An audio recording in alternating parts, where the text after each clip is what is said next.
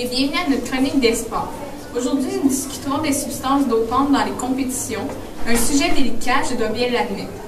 Pour en discuter, nous avons deux spécialistes ici et un athlète là, qui a consommé des substances dopantes lors de compétitions. Elle pourra donc nous donner son avis sur ce qu'elle pense du sujet. Bon, commençons par une question simple. Sandrine, quel sport pratiques-tu et quand as-tu triché lors des compétitions? Mon sport est la course et j'ai commencé à utiliser des substances illicites depuis le début de ma carrière, dès ma première course, ce qui fait à peu près 10 ans.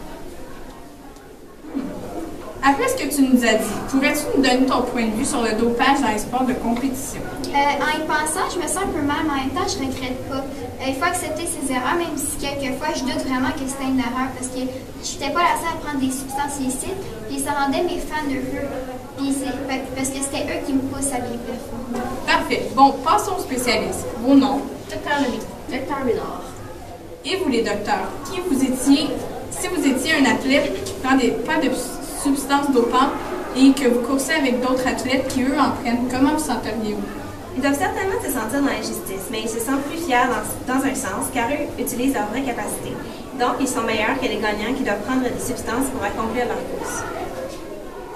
Probablement que pour eux, ce n'est plus une vraie compétition, une vraie course, car ils voient ça comme plutôt un concours du plus dopé qui gagne. Certes, ils doivent se décourager, car à quoi bon faire une compétition quand, avant même de commencer, ils savent déjà qu'ils ne vont pas gagner. Je crois que cela conclut bien l'affaire. Sandrine, trouves-tu que tu mérites toutes tes victoires tout de même en ayant pris des substances dopantes? Oui, certainement. Parce que tous les athlètes en prennent à quelques exceptions près. Donc, ça devient une vraie compétition parce qu'on est tous au même niveau. Alors, quand je termine première, je peux dire que je suis la championne dédopée. La meilleure de tous ceux qui ont pris des substances comme moi et souvent dans la même quantité. OK. Selon vous, les scientifiques, quelles sont les tensions ou les valeurs en conflit dans le cas du dopage sportif? L'honnêteté, car ces athlètes qui prennent des substances dopantes mentent sur leur performance et pas ceux qui n'en prennent pas. En effet, les amateurs croient que ces athlètes ont du talent, car ce sont des athlètes qui se dopent qui gagnent. Tandis que ceux qui mettent de vrais efforts terminent dans un rang moins élevé pour avoir été honnêtes. Très bien dit, Sandrine. Selon vous, les spécialistes, est-il juste de dénigrer la carrière d'un ou d'une athlète et de nier les efforts investis dans son entraînement et sa détermination à atteindre ses objectifs, peu importe les risques, lorsqu'on apprend que l'athlète en question a utilisé le dopage pour accroître sa performance? Oui, nous devrions lui enlever tous ses titres, car les compétitions qu'il gagne sont truquées et il gagne en trichant. De plus, c'est le seul moyen d'arrêter toute cette triche dans les compétitions. Et toi, Sandrine, qu'en penses-tu? Non, car même si un athlète est dopé, les autres le sont aussi, donc il est quand même gagnant.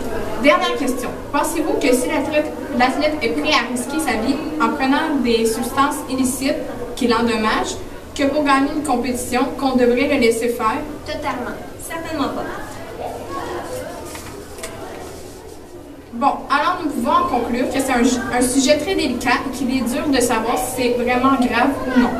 Alors je vous dis à la semaine prochaine. Pensez à ce que vous avez entendu aujourd'hui et dites-nous vos commentaires et vos opinions sur notre site internet. Nous les attendons avec impatience. Merci et au revoir.